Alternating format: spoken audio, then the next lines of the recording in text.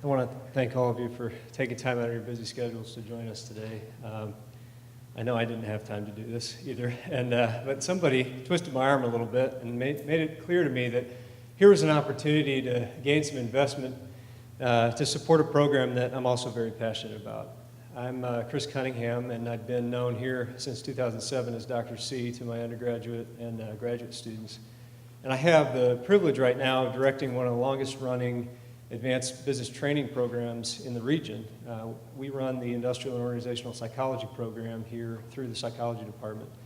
And all that really means is that I study work and all of the good things about it and all the bad things about it. And over the years, I've become very interested in a branch of IO Psych known as occupational health psychology. So the focus right now of research going on in my lab and with the students that are coming to work with me specifically is on trying to figure out ways that we can build resources at work, given the title that you saw in the program. That's what I'm really interested in these days. And the reason here is pretty straightforward. How many of you have had a job that was awful? Yeah, okay. How many of you have had a job that was fantastic? A few, okay. But see, we tend to fixate on how bad work is. And that's really the wrong focus. If we didn't have jobs, if we didn't have work, we would lose a huge portion of our identity. And the research that I've been doing over the last decade here has really been focused on how it is that people can restore the resources they spend at work while they're at work. There's no reason we have to wait till we're off work to replenish ourselves. We've been able to do research with nurses and residents and managers and call center workers and warehouse workers and all different types of occupations.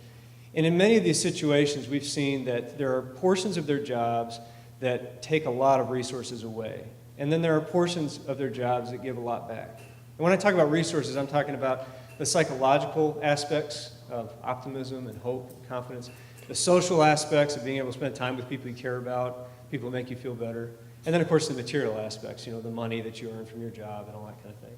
But we can't get through life without resources. So in many ways, building resources is like making an investment in a bank account, something like that. If you've got resources in that account, you can draw on it whenever you want. It's no big deal. But when that account is low and you still need to take those resources, the impact is pretty awful. And you start to incur penalties, and you're not sure if you're ever going to be able to make ends meet. And so I'm basically here today begging for resources so that I can continue to recruit people to my program, because I have 70 to 80 applicants a year who want to come here and study this kind of stuff. But every year, and I'm going through it right now, I've lost 6 people this week of our top picks who had to go somewhere else because funding was promised to them from other programs.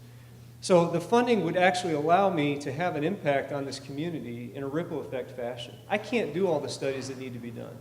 But by training people up who have the skill set and share this passion, I can place them in your organizations. I can place them in other companies all around the region so that they can become HR managers, they can become talent development specialists, they can become recruiters, they can become OD specialists and organizational effectiveness consultants to help make work organizations the best possible places they can be for people that need a job. And see, the thing is, we all spend at least a third of our lives at work. So if you want to have an impact on somebody's well-being, then do it at work. And if you want to change the quality of somebody's life outside of work, good luck with that, because that's about the least controlled environment you're ever going to have. But at least at work, there are rules, there are norms, there's an environment. And that's what we're trying to have an impact on.